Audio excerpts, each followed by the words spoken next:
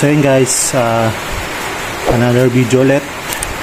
So binuksan natin ulit yung panggilid natin after 1 week.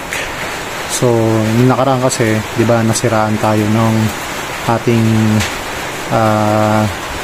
eto, yung clutch lining natin, yung stock natin ng NMAX na 6 years na sa atin, yun na, bumigay na, kumbaga nasira na yung kanyang lining mismo ng pagkabaklas. So yung video ko na yun, ito yun. So ngayon, binuksan natin siya ulit para i-check yung ating lining. Then syempre papalitan na natin yung natin, yung nakaraan na problema natin na hindi natin napalitan. Ito yung ating oil seal. So bumili tayo ng oil seal at papalitan natin siya. So tingnan na rin natin kung ano yung status nung natin, nung sa pulley, sa sa may pulley dito siya. So yan, at kung okay pa. So pakita ko na rin kung paano siya ikabit. Alright, so tignan natin. Siya nga pala guys, wala naman siya naging dragging, kumbaga okay naman, smooth naman ang ating takbo. So ayan, yung belt is angat pa rin. Ayan, okay pa yung clearance, hindi magalaw. So ang ating ayan, ngayon pag nakakabit nakikita ko nagayawang siyang konti. Alright, so tara. So ayan, ito siya guys. Ito yung kanyang pulley natin. Ayan, meron nga. Ayan siya. Ayan, meron siya. Kumbaga tumatagos na nga siya talaga. So kailangan natin napalitan na.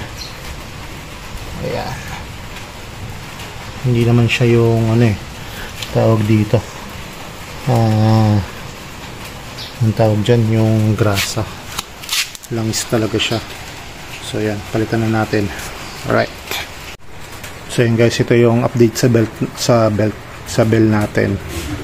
So ayan yung nakaraan, kinakalawang na kaya ginamit ko. So ayan, solid pa rin, malalim pa rin yung kanyang groove at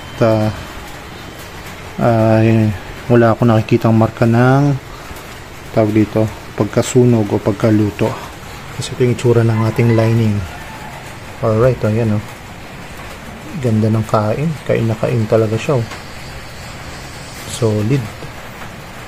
Alright, so yan, palitan na natin yung oil seal yun. Kitang kita talaga, tatagas, nagmamoist. Yan, isa rin yan sa nagkukos ng dragging.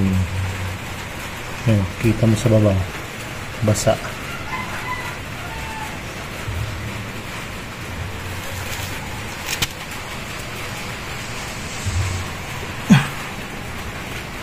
Tagas talaga siya. Pero so kaya dito kaya sa baba yung tagas mo. Dito tuloy ako ng oil seal. Ito hindi naman ito nagagalaw.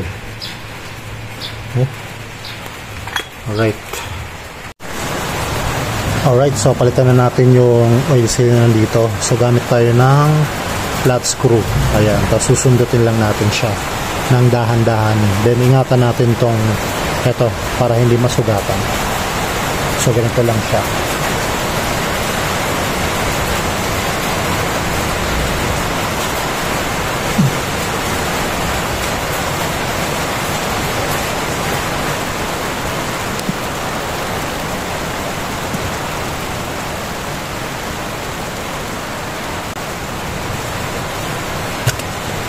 Yeah.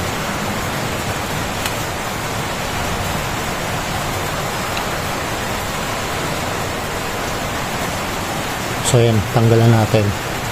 So palitan na natin siya ng bago. Yan.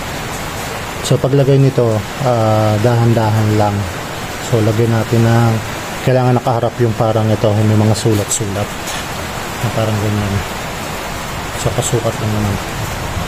Tapos lagyan muna natin ng konting grasa dito lang sa may gilid na to para hindi masugatan.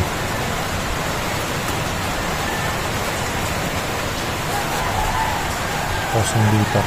Then, ano lang natin siya, pupush lang natin siya. Ayan. Kaya ng kamay lang.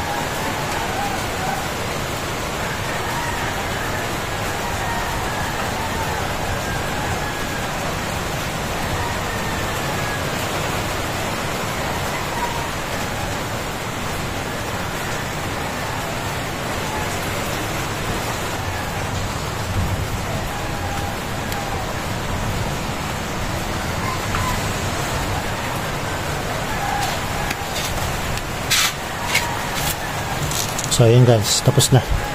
Ganun lang siya kadali. So balik na natin yung mga ibang pyesa. Alright, so check natin after ilang kung okay. Alright.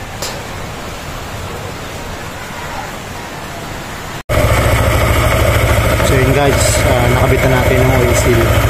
So check na lang natin kung next week sa susunod na linggo kung tatagas siya. Alright. So ganito lang ang aking video. Always remember, ride safe, peace out.